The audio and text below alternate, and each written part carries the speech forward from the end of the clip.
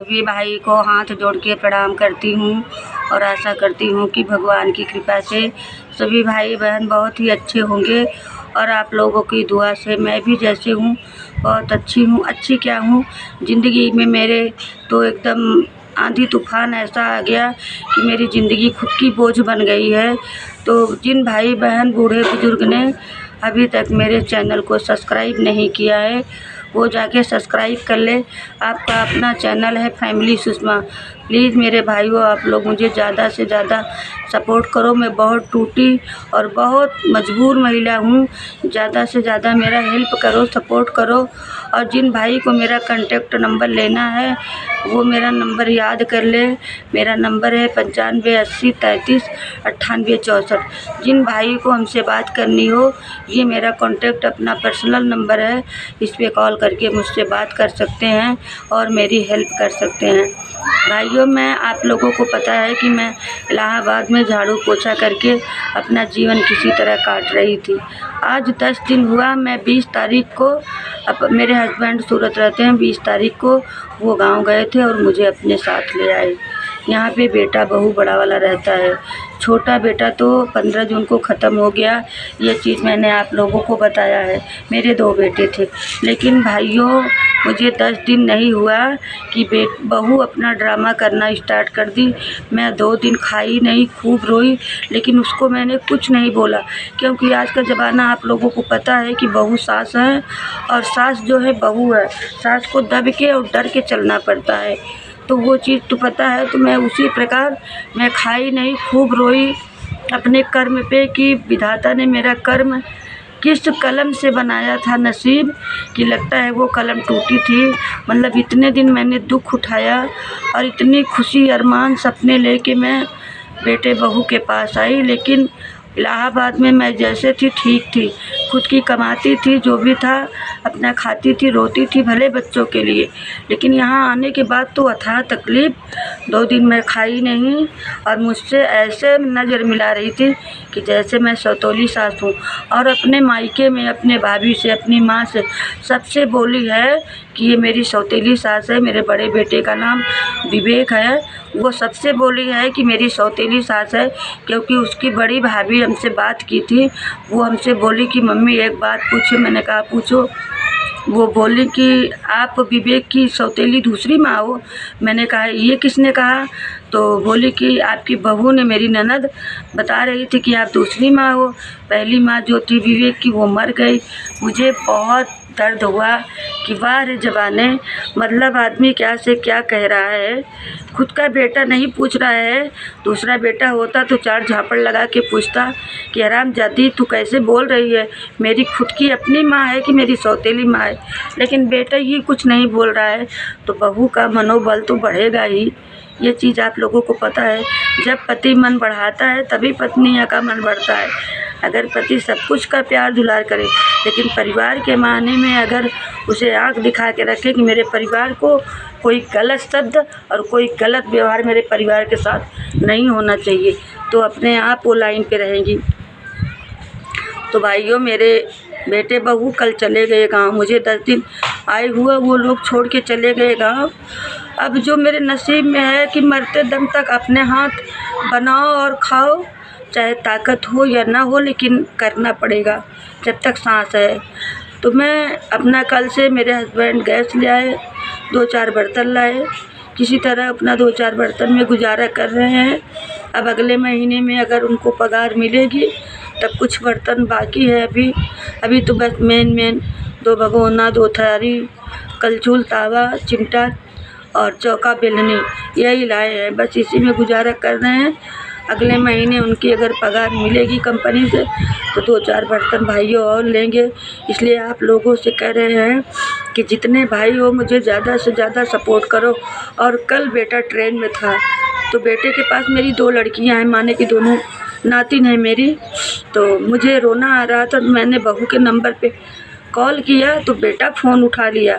बेटा बोला आप क्यों फ़ोन कर रही हो? मैंने कहा कि क्या गलत किए क्या? करे हाँ, 2 दिन से तो नौटंकी की थी, खाना नहीं खा रही थी, ना मेरे कमरे में आ रही थी। अब ज़्यादा क्यों जता रही हो? तुम्हारे अंदर गर्व है, तब भी था आज भी है, तुम गलत हो। मैं बहुत रोई, इतना रोई कि क्या बताऊँ आपको। बड़ा बेटा कह रहा तुम्हें गर्व है, घमंड है। मैंने कहा मेरे पास घमंड कुछ नहीं है बेटा, घमंड जो था ना तो टूट गया। अगर घमंड होता तब ऐसा नहीं बोलते।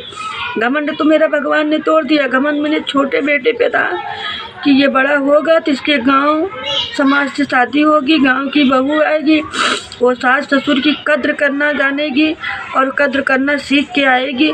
ये तो हरामी बिहारी ने है, बचपन से सूरत में रही है, गांव का माहौल के बारे में इसे कुछ भी पता नहीं है कि सास ननद की सेवा कैसे की जाती है, उनके सामने कैसे रहा जाता है।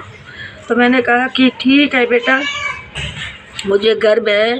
तो मेरे मुंह से निकला कि अगर मुझे गर्व होता तो जितना सामान इलाहाबाद से मैं ले आई थी ना, सब अपना छुपा के बचा के रखती। तुम्हारे बीवी के सामने सब दे नहीं देती। मैंने भाइयों मैंने सोने की लॉकेट बनवाई थी, 6 तोला की पायल बनवाई थी, मैंने ले आके बहू को दे दिया। और ढेर सारे कपड़े, साड़ी और निरमा, यहाँ तक कि मैं इलाहाबाद से मेरी 2 किलो दाल थी, मैंने दाल को भी ले आया था।